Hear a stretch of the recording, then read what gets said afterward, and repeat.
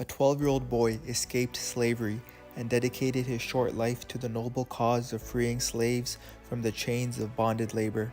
Tragically, his fearless pursuit of justice led to his unfortunate assassination, marking a dark chapter in the fight against child exploitation. In Murdic, Pakistan, in 1983, Iqbal Masih was born into struggle and financial hardship. His mother needed money for an operation, so she took out a loan from a carpet factory owner, borrowing 5,000 rupees, which is around $100. This seemingly caring loan carried the hidden cost of bonded labor, a debt that burdened them financially and thrust Iqbal into a world of exploitation and resistance. The term peshki, or loan, became a metaphorical chain, binding Iqbal to Gullah, the carpet factory owner. At the age of 5, Iqbal started working in a carpet factory, weaving intricate patterns for only 1 rupee a day, which is less than 1 cent. Gullah, the carpet factory owner, is in charge of his life. When Iqbal gets home from the carpet factory in the evenings, he collapses into bed and falls asleep. Sometimes Gullah wakes him up around midnight. "We have a carpet delivery," he says, "that needs to be finished. Come on, get up." The peshki debt means that Iqbal has to go with Gullah, who drags a sleepy Iqbal through the narrow streets to the carpet factory. If Iqbal falls asleep at work, he is woken up by a blow from the carpet fork. One day, a little boy in the carpet factory has a high fever.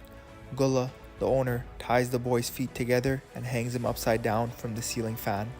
"I'm the one who decides when you work," Gullah said.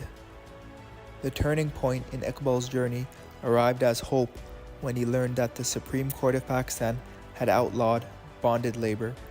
Fueled by justice and embers of defiance flickering within him, prompted him to challenge the chains binding him to the loom. In an act of resistance, Iqbal defied the shadows of exploitation, escaping twice from the carpet factory. Early one morning in October 1992, Iqbal runs away from work. He jumps onto the back of a tractor where many adults and children are already sitting. His destination, the Bonded Labor Liberation Front School, an oasis of knowledge and liberation. In the halls of the school, Iqbal found more than a sanctuary. Fueled by a thirst for knowledge and an unyielding spirit, he accelerated through a 4-year education in just 2. He tells his friends and children in the other carpet factories that they don't have to stay with the owners any longer. In Murdic area, children start leaving carpet factories in the hundreds and thousands.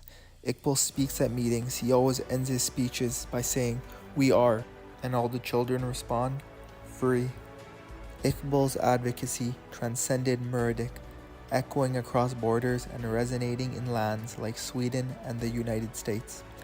His harrowing experience became a powerful narrative, a calling to action, reverberating beyond the narrow walls of his past, reaching the ears of those who could effect change. In Sweden and the United States, Iqbal stood as a living testament to the resilience of the human spirit. In sharing his story, Iqbal became an agent for the silenced, an ambassador of justice navigating the international stage. However, with each speech on foreign soil, Iqbal unwittingly painted a target on his back.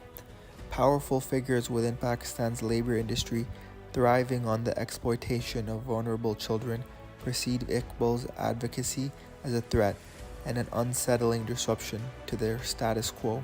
On Sunday, April 16, 1995, tragedy struck. As the sun dipped below the horizon, casting a long shadow over Murdic village, 12-year-old Iqbal embarked on a routine bike ride with his friends. When the boys are halfway home, they hear 2 gunshots. Iqbal has been shot and killed.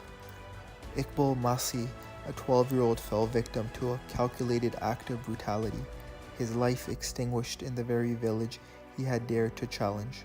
The news of his assassination sent shockwaves not only through Murdic, but reverberated across the nation. The young crusader against child labor and bonded slavery had become a martyr. Iqbal Masih's assassination, instead of silencing his message, amplified it. After Iqbal's death, the police falsely implicated a poor farmer, Ashraf Hero, in the murder. They tortured him and coerced him into confession, threatening his family. Despite being innocent, the police report is endorsed by the Human Rights Commission of Pakistan, spreading the lie globally without scrutiny. The commission falsely asserted that Iqbal's murder is unrelated to his challenge against the carpet makers. The farmer, who has now been kept isolated, is declared not guilty in court. The police, without evidence, claimed he accidentally shot Iqbal, who was actually targeted deliberately, as evident by the 120 pellets in his back compared to the 2 in the other boys.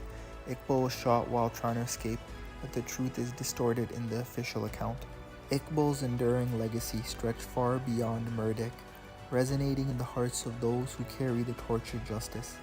In 2022, a testament to his unparalleled bravery emerged as he was later honored by the Pakistani government, a recognition transcending borders and affirming his place among the nation's bravest. In honoring Iqbal Masih, we acknowledge the past and embrace the responsibility of creating a future where no child is bound by chains.